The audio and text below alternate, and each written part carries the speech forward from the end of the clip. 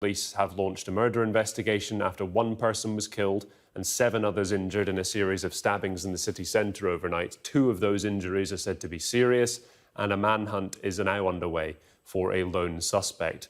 The violence started just after midnight on Constitution Hill in the Snow area of the city centre. 3 more attacks were reported as this attacker made their way south towards the Arcadian Centre. Now, we've been hearing from the emergency services about details of the night in the last hour. Just after 12:30 last night, the police received reports of a stabbing incident up in Constitution Hill, just to the north of the city centre.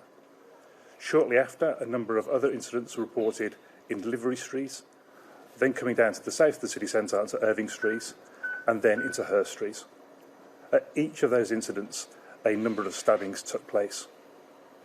As a result of that, I'm sorry to say that 1 person has died of the injuries that they received.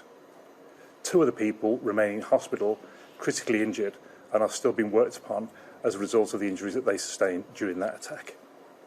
5 other people received relatively minor injuries, some of whom have been discharged from hospital, and all of whom were treated for relatively minor injuries.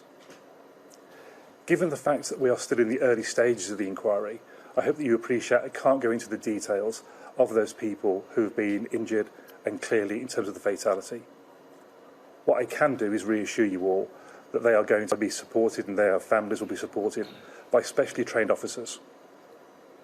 As a result of this, we have launched a murder inquiry. Clearly, we're still in the early stages of that inquiry, but what I can say is that we are treating all 4 of those incidents as a linked series. We are searching for 1 suspect, and inquiries to identify and then trace that suspect are ongoing. Given the nature of the fact we're talking about a city centre, there is extensive CCTV footage to trawl and review. At this stage, we are unable to release any of the CCTV imagery, but as soon as we can, we will do so, because what we are going to do is make an appeal to anyone who was in the area at that time to help us trace and identify this subject.